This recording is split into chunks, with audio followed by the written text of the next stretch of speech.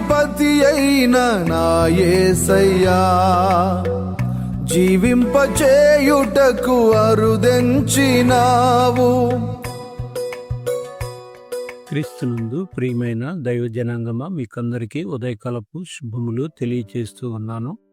ప్రతి ఉదయం ప్రభువుతో సావాసం అనే కార్యక్రమానికి మిమ్మల్ని ప్రేమతో ఆహ్వానిస్తూ ఉన్నాను. రండి, మరలా ఈ ఉదయకాలం దేవుని యొక్క మాటను ధ్యానం చేద్దాం. మొదటి పేతురు పత్రిక నుండి 3వ అధ్యాయము 8వ వచనాన్ని చదువుతున్నాను. జాగ్రత్తగా వినండి. తుదకు మీరందరూ ఏకమనస్కులై ఒకరి సుఖదుఖములయందు ఒకరు పాలుపడి సహోదర ప్రేమ గలవారును కరుణాచిత్తులను వినయ మనస్కులునై ఉండుడి. పేతురు వారు రాసిన ఈ మొదటి పత్రికలో సహోదర ప్రేమను గురించి మాట్లాడుతూ ఉన్నాడు.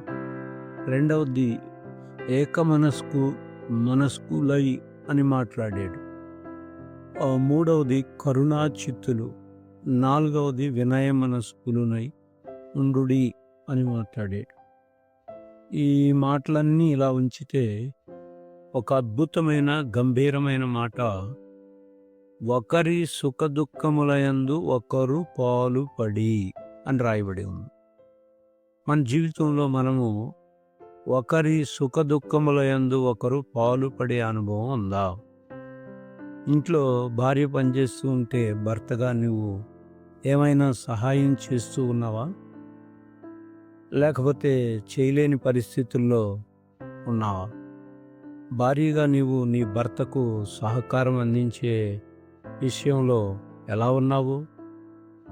ఒకరి సుఖదుఖములయందు ఒకరు పాలుపడి అనే మాటలో జీవితంలో, కుటుంబంలో ఒకరినొకరు ప్రేమించుకొని, ఒకరినొకరు ఆదరించుకొని, ఒకరినొకరు కలిసి జీవించే విషయంలో సుఖాలు వస్తూ ఉంటాయి లైఫ్లో, అదేవిధంగా కష్టాలు వస్తూ ఉంటాయి. అయితే వాటన్నిటిలో కూడా ఒకరిని ఒకరు అర్థం చేసుకుంటూ, ఒకవేళ సహోదరులైతే సహోదర ప్రేమ కలిగి, ఒకవేళ భార్యాభర్తలైతే ఆ మధ్యలో ఉన్న ప్రేమ కలిగి మనము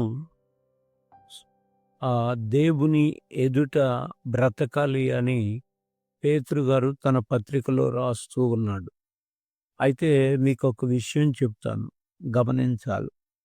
అమెరికాకి ఇప్పటివరకు 47 మంది అధ్యక్షులు, ఇప్పుడున్న ఆయన 47వ అధ్యక్షుడు డొనాల్డ్ ట్రంప్.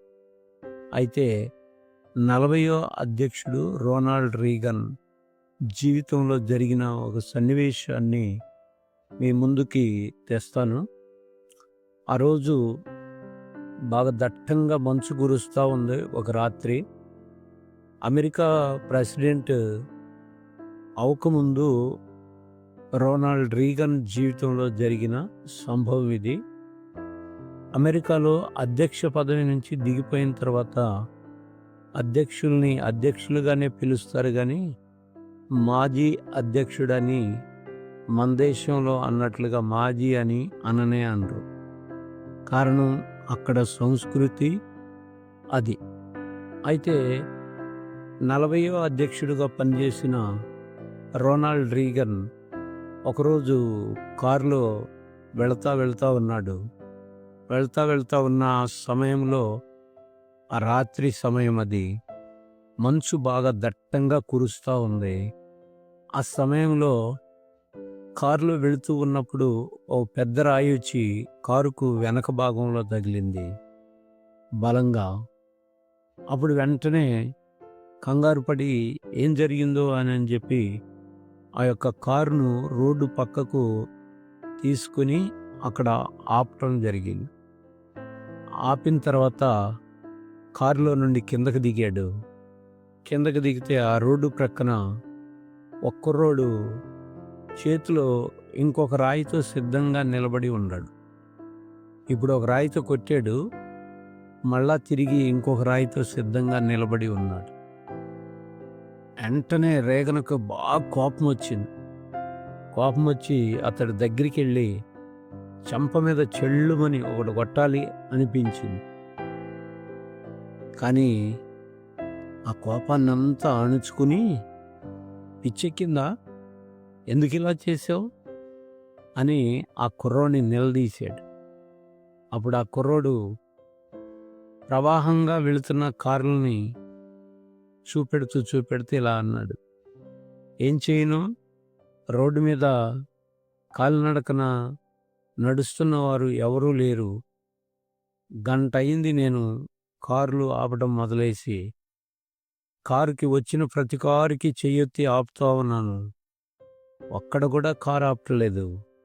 అందుకని నేను రాయితో కొట్టడం జరిగింది అన్నట్టుగా రోనాల్డ్ రీగన్తో చెప్పాడు. ఇంతకు ఎందుకు కొట్టావు అని అడిగాడు ఆ కుర్రోడిని. అతన్ని పోలీస్ స్టేషన్లో అప్పగించాలన్న ఆవేశాన్ని అణుచుకున్నాడు. అణుచుకున్న తర్వాత ఆ కుర్రోడు రోడ్డుకి ప్రక్కగా చక్రాల కుర్చీలో నుంచి గడ్డిలోకి పడిపోయిన ఒక వృద్ధుణ్ణి చూపెట్టాడు. నేనొక్కడనే ఈ వృద్ధుణ్ణి చక్రాల కుర్చీలోకి ఎత్తి కూర్చోబెట్టలేకపోతున్నాను. గంట నుంచి ఎవరైనా ఆపుతారేమో, సహాయం చేస్తారేమోనని నేను ప్రయత్నం చేస్తూ ఉన్నాను. ఎవ్వరూ ఆపటం లేదు అని చెప్పి సమాధానం ఇచ్చాడు. అక్కడ రోడ్డు పక్కన వరసనే చెట్లు ఉన్నాయి. ఆ చెట్లు ప్రక్కన ఒక ఖాళీ బాట ఉంది. ఆ బాటలో ఈ వృద్ధుడు చక్రాల కుర్చీలో నుంచి జారి బాట కిందకి వెళ్ళిపోయాడు. ఈ కుర్రోడు ఆ వృద్ధుడిని చూశాడు. లేపి చక్రాల కుర్చీలో పెట్టాలని అనుకున్నాడు, కానీ అది సాధ్యం కాల. ఎవరన్నా సహాయం కావాలి. ఆ సహాయం కోసం ఆ కారును ఆపి చూస్తూ ఉన్నాడు. ఎవ్వరూ ఆపట్లేదు. ఈ లోపల ఆ యొక్క రాయి తీసుకుని ఆ వచ్చే కారుకి కొట్టడం జరిగింది. అలాగా వెంటనే ఈ సంగతంతా రేగన్ గమనించాడు. గమనించిన తర్వాత సరే అనుకుని ఆ కుర్రోడి దగ్గర నుంచి వెళ్ళిపోతా ఉన్నప్పుడు కుర్రోడి నుంచి సమాధానం ఏమొచ్చిందంటే, ఆయన నీకేమన్నా అవుతాడా అని రేగన్ అడిగాడు కుర్రోడిని. ఆయన నాకేమీ కాడు అన్నాడు. అర్థమైంది, మానవతా దృష్టితో సహోదర ప్రేమను చూపెట్టాలని ఆ కుర్రోడు ఆ విధంగా చేసాడు అని. అప్పటి నుంచి రోనాల్డ్ రీగన్ దాని మీద, కారు మీద తగిలిన వెనక ఆ రాయి దెబ్బని అలానే ఉంచాడు. అలానే ఉంచి ఎన్నోసార్లు మీటింగుల్లో ఈ విషయాన్ని చెప్పాడు. మనం మన పరిస్థితుల్లో సహోదర ప్రేమ చూపెడుతూ ఉన్న అనుభవాల్లో మనం ఉన్నామా? లేకపోతే మనము దేవుని యొక్క వాక్యానికి అవకాశం ఇవ్వక మన జీవితంలో మనము ప్రవర్తిస్తూ ఉన్నాము? పేతురు గారు అన్నాడు, తుదకు మీరందరూ ఏకమనస్కులై.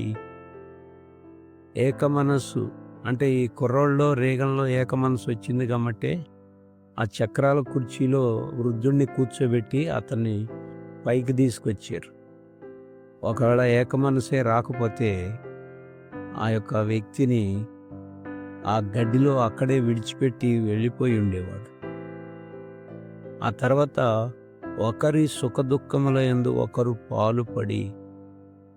పాలుపడ్డా అంటే నిజంగా ఆ కుర్రోడు ఆ వృద్ధుడిని చక్రాల కుర్చీ జారిపోతే గడ్డిలోకి దాన్ని తిరిగి పైకి తేటానికి ఆయన దుఃఖంలో పాలు పంచుకున్నాడు. సహోదర ప్రేమను చూపెట్టాడు. ఆ తర్వాత వినయమనస్కుడుగా రేగన్ ముందు కనబడ్డాడు. ఈ కథ ఇలాగ ఉంటే, ఈ సన్నివేశం నీవు నేను దేవుని ఎదుట అలాంటి మానవత్వాన్ని చాటుతూ ఉన్నామా? ఒకరి సుఖదుఖముల యందు ఒకరము పాలు పంచుకునే అనుభవం ఉందా? ఒకవేళ లేకపోతే ఈరోజైనా ఒకరి సుఖదుఖాల్లో ఒకరం పాలు పంచుకుందాం. ఏక మనస్సుతో దేవుని ఎదుట పెరుగుదాం. సహోదర ప్రేమ కలిగి ఉందాం.